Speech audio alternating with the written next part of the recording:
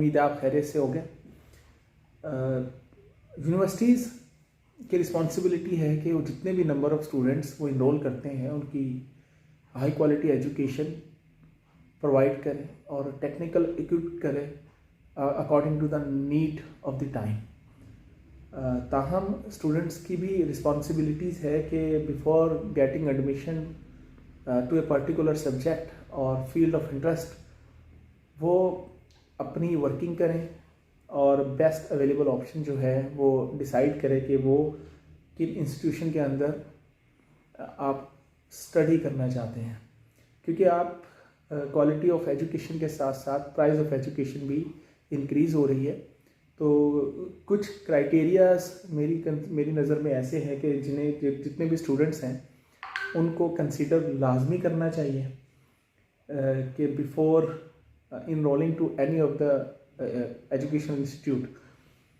So it is very difficult task for the student, but कुछ criteria है जो may vary करते हैं according to the situation, but somehow it will help the student to get the things done. सबसे पहले मेरी opinion में तो आप एज ए स्टूडेंट आपको सबसे पहले ये देखना है कि जिस सब्जेक्ट में आप इनरोल करवा रहे हैं या किस इंस्टीट्यूशन में आप इनरोलमेंट ले रहे हैं क्या वो एक्रीडेटेड भी है या नहीं। और एक्रीडिटेशन मींस के ये recognised through a recognised agency से ये होगा कि जो भी सब्जेक्ट आप पढ़ रहे हैं क्या वो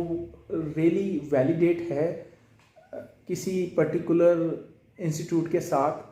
जिसकी वर्थ है, मार्केट में डिमांड है। क्योंकि काफ़ी दफ़ा ऐसा होता है कि स्टूडेंट इनरोल तो करवा लेते हैं और पर्टिकुलर डिग्री भी ले लेते हैं लेकिन वो रिकग्नाइज्ड नहीं होती, जिसकी वजह से उनको बाद में काफ़ी प्रॉब्लम फेस करना पड़ती है। तो before enrolling into any particular subject students को मेरी एडवाइस यही है कि वो लाजमी तौर पर कंसीडर इट मोस्ट इम्पॉर्टेंट कि वो ये चेक करें कि वाकई ही ये रिकग्नाइज्ड डिग्री है, रिकग्नाइज्ड इंस्टीट्यूशन है, देन वो फर्दर उसके बारे में रिसर्च करें। सेकंड है कि रेपुटेशन इज़ वेरी इम्पोर्टेंट और रेपुटेशन ऑफ एनी इंस्टीट्यूट वो आपको बताती है कि इसकी लॉन्ग टर्म प्लानिंग क्या थी, उनके कितने सक्सेस स्टोरीज़ है और उसके लिए आप फीडबैक मैकेनिज़्म चेक कर सकते हैं, रैंकिंग चेक कर सकते हैं, रिव्यूज़ चेक कर सकते हैं और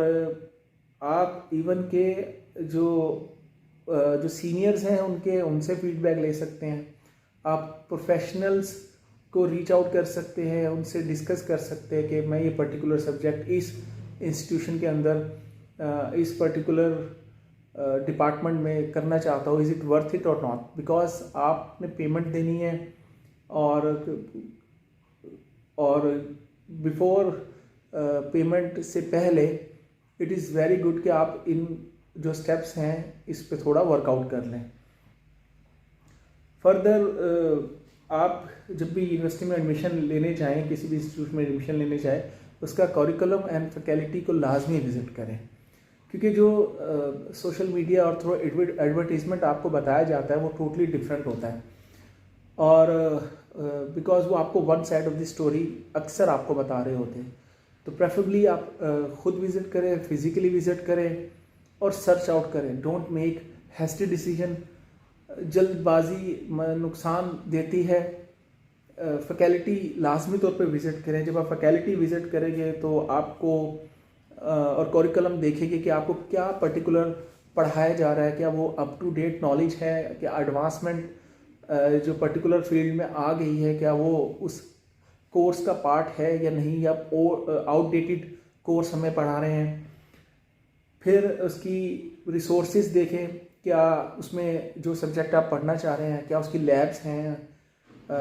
उसकी लाइब्रेरी है, पर्टिकुलर बुक्स अवेलेबल है, स्टडी स्पेस कितनी है। क्योंकि बाज़ दफ़ा कुछ इंस्टीट्यूशन अभी लॉन्चिंग फेज़ में हो रही होती है लेकिन वो डिग्री स्टार्ट कर देते हैं और with the passage of time वो डेवलपमेंट भी करते हैं, कंस्ट्रक्शंस भी कर रहे होते हैं, और आपका जो कोर्स वर्क है वो भी साथ साथ कर रहे होते हैं, और एट द एंड जिसकी वजह से आपकी क्वालिटी ऑफ एजुकेशन डिस्टर्ब हो रही होती है। और जब आप फैकल्टी विज़िट करते हैं और साथ साथ आप ये भी चेक करें कि उसके फाइनेंशियल आपको कितनी हेल्प आउट कर सकते हैं, क्योंकि जितने भी रेप्यूटेड इंस्टीट्यूट होते हैं उनका एक इंटर्नशिप प्रोग्राम भी होता है, फाइनेंशियल एड प्रोग्राम भी होता है, स्कॉलरशिप्स भी होते हैं, नीड बेस्ड स्कॉलरशिप भी होते हैं, जो आपको हेल्प आउट करते हैं आपकी फाइनेंशियल एड में। और क्योंकि आप डिज़र्विंग स्टूडेंट्स भी होते हैं, जब वो इन प्रोसेस से गुजरते हैं तो सर्टन पॉसिबिलिटी है कि वो कोई भी स्कॉलरशिप ले ले तो उनका एक जो कैरियर है वो आसानी से मूव आउट हो सकता है। तो ये it is very important subject because क्योंकि अब एजुकेशन नंबर ऑफ़ स्टूडेंट्स बढ़ रहे हैं, तो हर कोई इट इज़ वेरी इजी कि आप कोई भी एक इंस्टीट्यूट बनाएं और उसमें सब्जेक्ट आप पढ़ाना शुरू कर दें, लेकिन उसके साथ साथ जो स्टूडेंट्स की नीड है वो भी हर यूनिवर्सिटी को मद्देनज़र रखकर वो एक सिस्टम बनाना चाहिए। कुछ यूनिवर्सिटीज़ बहुत ज़्यादा इसमें सपोर्ट करती है स्टूडेंट्स को, और जो कुछ यूनिवर्सिटीज़ ऐसी भी हैं या एजुकेशनल इंस्टीट्यूट ऐसे भी हैं जो सेल्फ सपोर्ट बेस पे काम कर रहे होते हैं, और कहीं ना कहीं ये सिस्टम्स उन पर लैग कर रहे होते हैं। फर्दर आप उनका अगर आप हॉस्टलाइज रहना चाहते हैं तो उनका कैंपस लाइफ, उनका हॉस्टल लाइफ ज़रूर स्टडी करें, ज़रूर विज़िट करें। आपको आइडिया होगा कि कितना इम्पोर्टेंट रोल प्ले होता है कैंपस लाइफ का और हॉस्टल लाइफ का, क्योंकि ये ऐसी चीज़ें हैं जो इंसान जब यूनिवर्सिटी जाता है तो उसको बाद में पता चलती है कि it is a good decision और bad decision. For example one of my student, उसने एक सब्जेक्ट पढ़ा, 4 साल बाद उसको डिग्री तो मिल गई लेकिन स्टिल वो रिकग्नाइज नहीं है, बट डिपार्टमेंट सेट के हम उसको रिकग्नाइज करवा लेंगे, but still till date he is facing much difficulty. तो ये साथ साथ कुछ एक्सपीरियंसेस है जो फेस करने को मिले हैं। तो फर्दर आप उसमें लास्ट है इम्पोर्टेंट चीज़ है कि लोकेशन भी देखें उसकी, कि किस जगह पे यूनिवर्सिटी है, वहाँ पे फैसिलिटी है, ट्रांसपोर्ट इजीली आ रही है, इजी टू एसेस है। तो ये सब चीज़ें, क्योंकि ये सब इम्पेक्ट करता है आपकी बात की, जब आप एडमिशन ले लेते उसके बाद आपको इम्पेक्ट होता है। और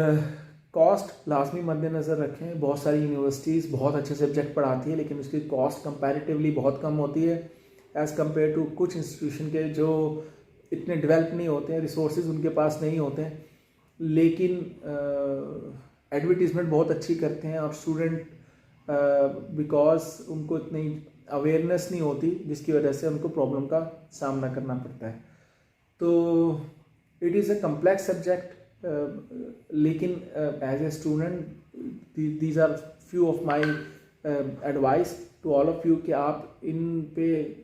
देखें। जब आप इनको ऑब्जर्व करेंगे, जब आप इनको स्टडी करेंगे, you will get the best decision out of you. तो wish you best of luck.